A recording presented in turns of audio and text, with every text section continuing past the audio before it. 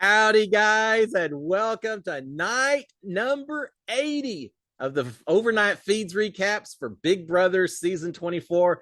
And welcome to Cliff Notes, night number 80, the final night, the final recap. Now, I may drop one more episode comparing the final results of all 16 house guests versus how I predicted they do before the season even started. I'll do that in the next day or two. But other than that, this is it.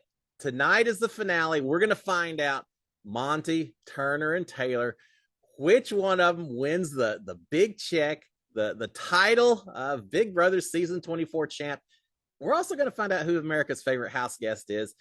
2-hour live episode. I'm so looking forward. It's going to be great. So Monty and Turner competing live tonight against each other. The winners in the final two. They also get to decide who joins them to make pleas before the jury itself. Here's the way I think it's going to work. If Turner wins, I'm just almost positive he's going to take Monty, and I think Monty wins this thing.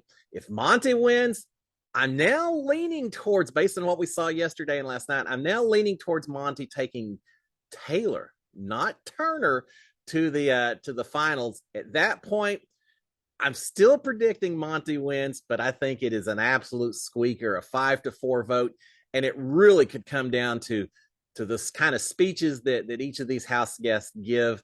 We know Taylor's good at giving speeches, right?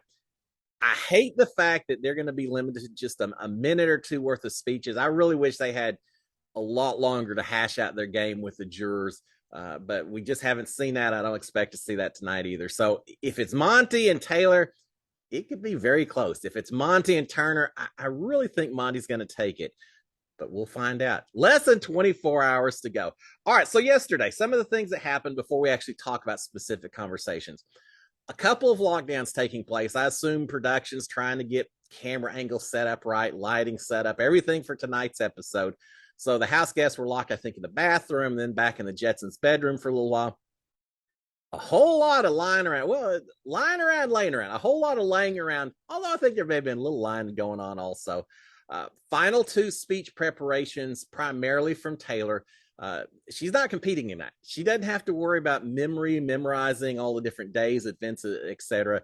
She just has to hope she makes it to the final two. So she's working on her final two speech. She had a long practice at the very end. We'll talk about at the end of this episode, and a whole lot of continued practice, memory competition studying from both Monty and Turner in preparation for tonight's competition. So with that, let's talk about what actually was discussed yesterday onto the feeds. We had a conversation early afternoon, if I recall. Taylor and Monty are talking. Taylor saying that she talked to Turner about the possibility of Turner taking her to the final two, but she knows that's really not going to happen. I don't think it's going to happen either. If I'm Taylor, though, I'm not sure that I'm telling Monty that, yeah, Turner's not taking me to the final two. I don't think I'd say that at all. I think I'm going to imply to Monty that Turner is considering it. Don't come right out and say he will, because then you get caught up in he said, she said not. Just imply that Turner's kind of considering it, perhaps, just to get Monty feeling a little less disloyal, a little less guilty if he does decide to take Taylor as a final two choice instead of Turner. That's the way I'm approaching it if I'm Taylor. But she's telling Monty, saying, yeah, no, I don't. He's not taking me. I talked to him, but he's not going to take me. She's telling Monty, based on that he should be fine, that he's going to be in the final two no matter what it seems like.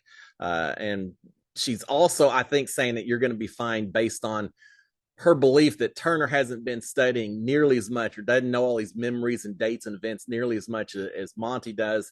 She asked Turner at one point, said, have you studied at all? Well, he has studied, and she actually has helped him a little bit. But it seems like Taylor thinks that maybe Monty has the inside leg in terms of knowledge of memory and events and things like that. Maybe. It depends on what kind of competition this is.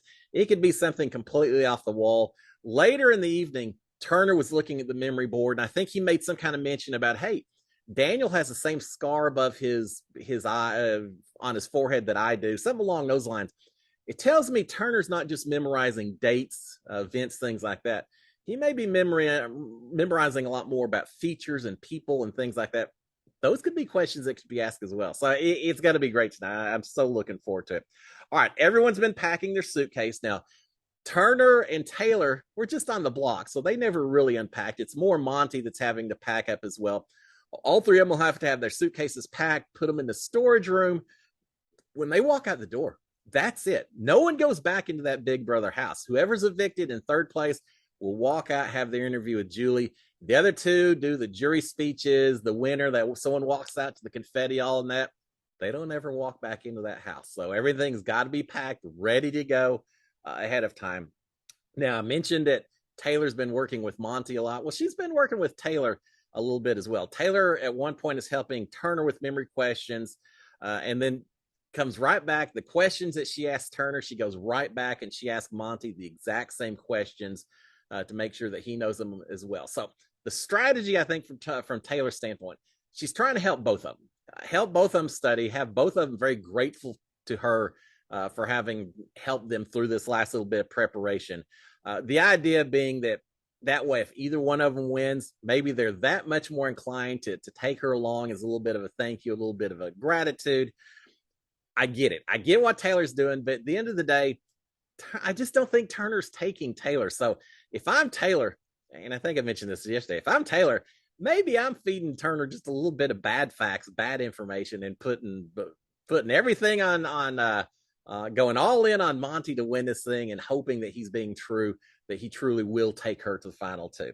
All right, they did have more rummy card games. What's a day in the Big Brother house over the last couple of weeks without playing some card games? So they did play some rummy card games. Now, one thing that was interesting, Taylor mentioned at one point while they're all sitting around saying, you know what, today we're going to find out what celebrities have died while we're in the house. You forget, we watch the feeds, but we also hear all the other news that's taking place. These house guests have been completely isolated. They don't know anything about the news. They're going to get hit with social media all about the game and Big Brother and all that. They're also going to have to get back up to speed on everything that happened while they were gone. So I just think about what celebrities passed away, what things happened while they're in the house. It was a little bit of a reminder for all of y'all. The big one, we lost Queen Elizabeth over in the UK. We also lost over the summer Olivia Newton-John, James, forgot who else it was, Anne Heck as well. What's her, Nicole, Lieutenant Uhura from Star Trek, are some of the celebrities that we lost. News stories, we also, the house guests don't know about the Supreme Court ruling about the abortion issue. I'm sure that'll surprise a lot of them. They don't know about the shooting that took place on the 4th of July as well at the parade. So there's a lot of events, a lot of catching up that these house guests have to do. So that's interesting. It's so weird coming back into the real world after being in a house. It's just incredible. All right. We did see at one point, it's stressful in the house. We did see in the house at one point, Turner under a blanket by himself, crying, at least tears in his eyes and everything, once or twice when he poked his head up out of the outside the blanket. Now, so he's crying a little bit. Is it because he doesn't see a path to victory with either Monty or Taylor? Is it because he knows that Monty and Taylor have been an item and he's just feeling alone? Or is it just pure stress and exhaustion from playing this game? I mean, imagine your mental state if you know that the decisions and situations that you make over the next 12, 24 hours could decide whether or not you walk out the door with $750,000. A little bit stressful. Yeah, a whole lot of stressful. So, yeah, but I think it's just all piling up on Turner. And so he's having a little private moment to himself. Everyone in that house has those kind of moments during the season. Oh, and celebrity yes, James Caan was the one I was trying to think of. There you go. But yeah, so Turner having his little moment alone before he steals himself together and tries to finish this season up. Now, eventually Turner falls asleep. These house guests have been going around everywhere trying to steal items from the house, take items. How do you steal when the cameras are on you, right? It makes it a little tougher, but taking items from the house. At one point, Turner goes into the Jetsons' bedroom, says, "Yeah, I got to take something from him in here." He ends up while he's back there falling asleep in the back bedroom. While he's doing that, Taylor's quizzing Monty again on events, vetoes, everything you could possibly imagine. At one point, though, Monty eventually then goes to the diary room while Turner's still asleep. Monty's in the diary room. So Taylor starts talking to the camera. We had a lot of discussions, just Taylor one-on-one with the cameras last night. Taylor's talking to the cameras, saying that this message is for Daniel Reyes, who, for those of you who don't know, came in second place in Big Brother 3. She's saying that she's fighting for Danielle, and she hopes that she has made her proud. Later, we've got Monty coming out of diary room. He's telling Taylor, they're talking about this whole idea that maybe Monty would take Taylor instead of Turner. And Monty's telling her, saying, look, if I say I'm going to do something, I follow through with it. And I'm pretty sure he's referencing taking Taylor to the final two. Again, I just think if Monty wins that thing, I think that's the path. I think that is what he's going to do, unless he's just pulling one over on Taylor. And I don't see the motivation in that, unless he thinks it's so that Taylor will help him study more or something. But I just think Monty risked too much if he's not being truthful to Taylor at this point. So I think he's telling the truth when he says, if I say I'm going to do something, I'm going to follow through. I'm going to do it. Taylor's saying that, look, I'm choosing to trust you. It's a choice on mine. I'm choosing to trust you. She doesn't really have a choice, does she? I mean, she's got a hope. She's choosing. What she's really doing is she's hoping that he's being truthful to her. We'll find out tonight. Taylor is talking about helping both of them study. She's saying, look, I'm a tutor for you and for Turner both. She's saying, but I do have a favorite student, Monty. Monty comes back and saying, yeah, well, I'm paying for my tutoring in other ways. You always got to go there, don't you, Monty? But yeah, he mentions that. So again, they know that she's helping Turner. Monty knows that. Turner knows that she's helping Monty. And so there's no real secrets at this point in time, other than that Monty may be taking Taylor to the final two. Eventually, the feed's cut for just a little bit. When they return, the atmosphere has changed quite a bit. Monty is very emotional, choked up a little bit. He's talking now about very much the conversation about taking Taylor over Turner. He's saying he just doesn't want it to be a big blindside, a big shock to Turner.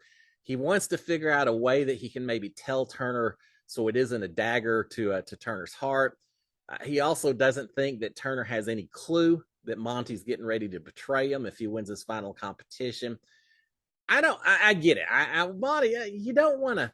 First of all, Monty and Turner are bros, just out of relationship and friendship. You want to be, they've bonded. You don't want to hurt them any more than you have to. You don't want to burn the jury vote as well. So I get why Monty wants to tell Turner. I just don't see how he can do it, because if he even hints that he may be taking Taylor, well, that just gives Turner the excuse to maybe, if Turner wins this final comp, to maybe say, hey, Monty, you were going to take Taylor, so you can't get upset if I take Taylor as well. Would Turner do that? I'm not sure. Even if Turner knew that Monty's planning to take Taylor, there's still a part of me thinks Turner would maybe still take Monty. But just in case that's the situation, I don't think Monty can tell Turner, which means that, yeah, it could be a huge dramatic vote tonight, eviction.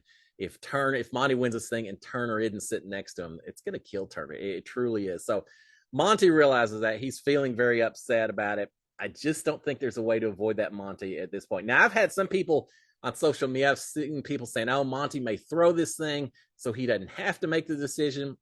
He knows Taylor's going to take him. He knows Turner's going to take him. So just step back. Don't win it. Let Turner get the blood on his hands. If it's earlier in the season, some competition, maybe I see that.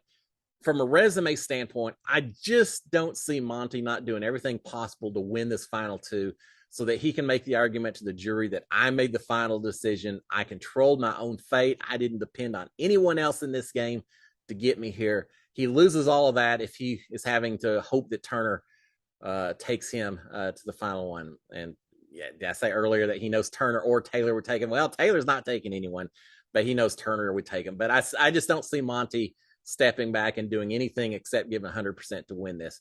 If he gets blood on his hands, if he causes some hurt feelings, I think that's just a price he has to pay in order to make that resume look as good as possible. But that's the dilemma that he's having at this point in time. All right, we have another conversation with Taylor alone, talking to the cameras. She's saying that she came in to be a champion for women, but now she's upset that she can't take herself to the final two. that she has to rely on two men that she feels probably do have better resumes than herself. She hates that her fate now rests with these two men. She wants to win it all. She wants to win it all for all the women who had to be in showmances in order to get to the end to win. And she also wants to win it all for all of the black women. And she's saying that she didn't walk through all the fires she didn't walk through all the fires of hell just to come in second or third place. I'm telling you, I don't know that she'll be making a final two speech this evening, but if she does, I think it's going to be a heck of a speech. Yeah, it's going to be interesting. All right, she's afraid that she's not sure that the jury is actually going to respect her game. She says she spent way too much time just trying to keep her head above water and survive. And so she's not sure the jury will really respect that type of game. She's does talk about the fact that if Turner does win this last competition, has to decide between her and Monty. She's considering throwing Monty under the bus by telling Turner that she and Monty had it all locked up, that Monty was going to take her if he had won, and see if she can't create a little bit of a wedge between the two of them in hopes of getting Turner to bring her along. I don't think it'll work, but that may be proven wrong. She's saying that she doesn't think that Monty and Turner deserve to sit next to each other in the final two.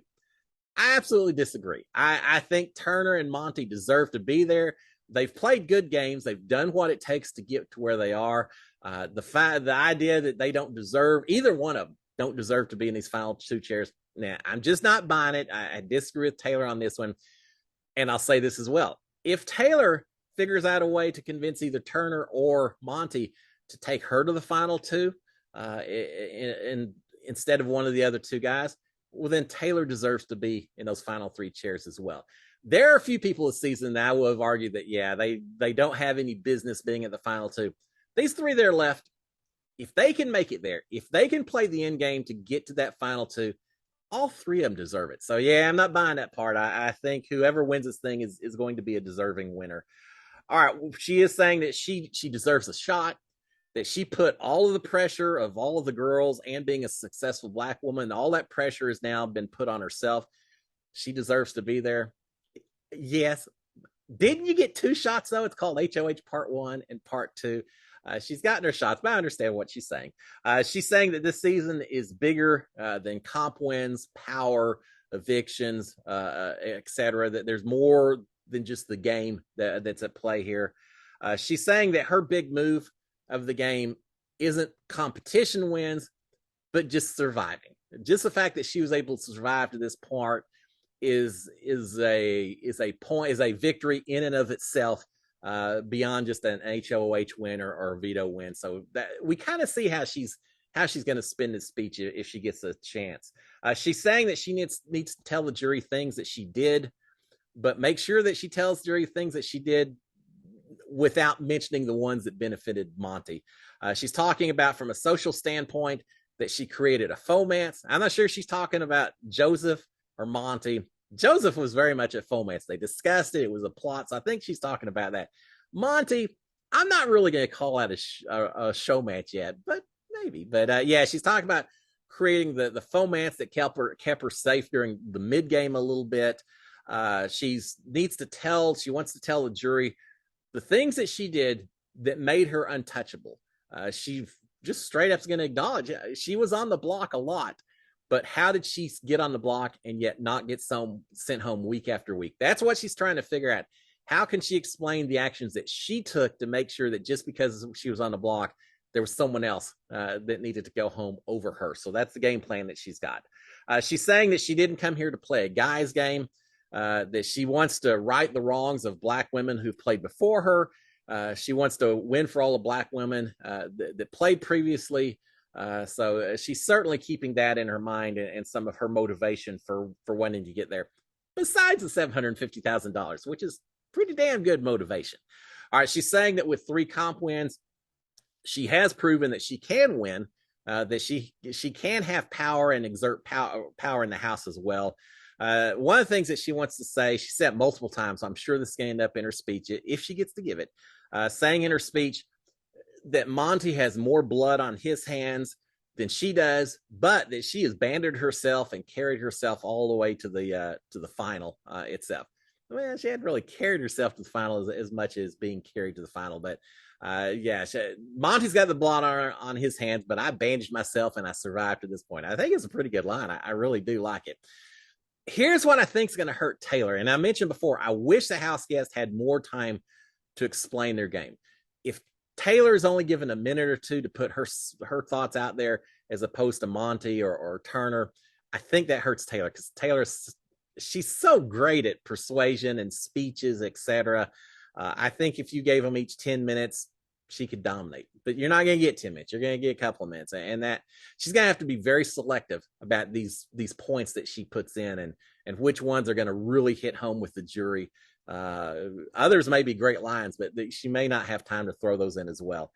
I just wish they had more time to explain themselves. All right, she's also asking herself rhetorically, just what are her biggest moves? Why does she deserve to win? What did she do to become unevictable? She's thinking ahead to all the questions that these juror members are going to ask her. You know, one of the questions, if Taylor's one of the two up there, is going to be, what big move did you make that justifies you winning this thing? So she's got to come up with that. And again, she says at one point, her big game move isn't getting someone out. Monty's going to point at Michael, getting him out. Turner's going to point out getting Amira out. And, you know, they've got those. Taylor saying, my big move isn't getting someone out. It's surviving. It's surviving considering what I went through at the first of the week. So that's what she's asking or thinking about as we go, as she considers all this. At one point, Turner has been asleep. He gets up. He's looking at the memory wall, going over the comps and facts, et cetera, as well. Taylor comes out, quizzes him for just a little bit, says, oh, you're doing great. And so he's again studying. Also, eventually, everyone in bed by about 3:00 or so, calling it a night, calling it a season. Their last night in the Big Brother house. So strange. I remember my last night in there. I was pretty sure it's going to be my last night. It's just laying in there, looking around, and trying to absorb as much as you can those last few hours. So these three have done it. Having said that, I think they're ready to call it done. I think they're ready. Whatever happens. They're ready to get out of this house and move on with life. It's a long time in the house. They've been here 80 days. I was in the house 92 days. All right. My prediction. So tonight's the night. My predictions on what's going to happen. I think if I was betting on it, my bet would be that Monty wins Big Brother. He gets the $750,000 check. Taylor, I think, is going to win America's Favorite Houseguest. I think she'll win it by a lot. I think you could see maybe Joseph and Michael as the other two in the final three, but I think Taylor wins that. And that's it. But we're gonna find out. Don't rely on my predictions. You can watch tonight, and we'll see what actually comes true. Guys, it has been an absolute pleasure doing this for y'all. I love the game of Big Brother. I was so privileged and honored to get to actually play the game, and now to get to recap it with y'all every season. Just such an absolute joy. So thank you for the support throughout the entire season. I absolutely do appreciate it. Now, Cliff Notes doesn't end here. Tomorrow night, 8:00 Eastern, 7:00 Central on my YouTube channel, I'm going to be doing Cliff Notes Live. We'll be talking all about this season of Big Brother the entire hour. Yeah, of course we are. So any questions that you got, come out there and ask your questions and watch, and a little more interactive than we have these recaps. So tomorrow night, 8:00 Eastern, 7:00 Central. Also, I am covering Survivor 43 this season. So if you haven't done so already, please subscribe, turn on your notifications, and that way every time I drop an episode of Survivor 43, you'll know all about it. Again, I think I'm going to do one more episode as well for Big Brother, talking about comparing how I predicted everyone was going to do versus how they actually did. I got some of them spot on, others not so much. So I'll do that as well. So turn on your notifications. And finally, just a little bit of a request here.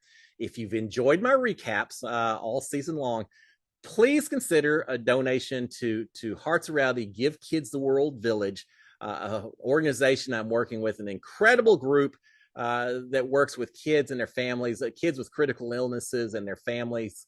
I'm so honored to be working with them. I will post a link to the fundraising page both in the comments for this particular episode, but also in my channel notes as well. Please take a look. Go out there and just read about this organization if you would. Take a look at it. And if you're able to donate, it is most appreciated by myself. No amount is too small. I appreciate all of y'all's support throughout the season. So thank y'all so much. And with that, guys, it's been a pleasure. SKD 143. Cheers, my friends.